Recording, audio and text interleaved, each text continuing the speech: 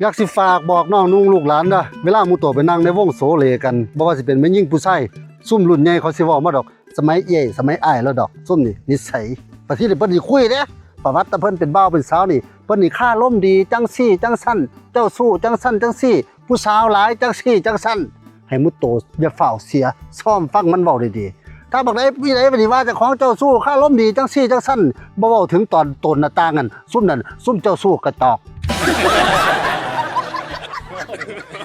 เพราะถ้าเกิดว่าเป็นรุ่นของแท้รุ่นใหญ่รุ่นเทิร์นโปรอีหลีนี่ความเจ้าสู้นี่ขันเข้าคันมันต้องเคยตนหน้าต่างว่าแท้ที่เหนือสั่นมากคนนั้นอีเลียนเต